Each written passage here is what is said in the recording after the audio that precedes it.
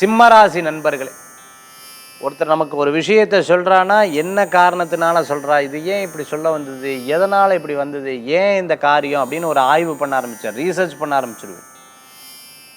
சொன்னவாளே பயந்துருவா, ஐயோ தெரியாமல் சொல்லிட்டேன், ஐயோ நீங்கள் யார்ட்டையா அவாட்ட போய் கேட்டுறாதீங்கன்னுவா. நான் ஏதோ பேச்சு வாக்கில் சொன்னது நீங்கள் இப்படியெல்லாம் எடுத்துட்டேன்னா அம்மா, அப்புறம் வீட்டுக்கு போயிட்டு ஃபோன் பண்ணுவா. எதுக்கும் நம்ம அவாட்டே ஒரு வார்த்தை சொல்லி வச்சுருவோம், தெரியாமல் இந்த ஆள்கிட்ட போய் சொல்லிவிட்டேனே, இந்த அம்மாட்ட போய் சொல்லிவிட்டேனே அப்படிங்கிறது. சிம்மராசி என்பர்கள் இந்த மாதிரி நிறைய ஆய்வு பண்ணிவிடுவேன், ரீசர்ச். நிஜமாலே பிஹெச்டி எல்லாம் பண்ணிட்டு இருக்கிறவாளுக்கு பிரமாதமாக இருக்கும், போஸ்ட் டாக்டரேட்லாம் பண்ணுறவாளுக்கு பிரமாதமாக இருக்கும். இன்றைய தினத்தில் சிறு பிரயாணம், தூர பிரயாணம், வெளியூர் பிரயாணம் வெற்றி பிரயாணமாக மாறும். சொந்த பந்தங்கள் இடையே பேச்சு வாழ்க்கையில் கவனம் தேவை. ஒருத்தட்ட சொன்னது இன்னொருத்தட்ட சொன்னது இன்னொருத்த அப்படியே பரவிடும்.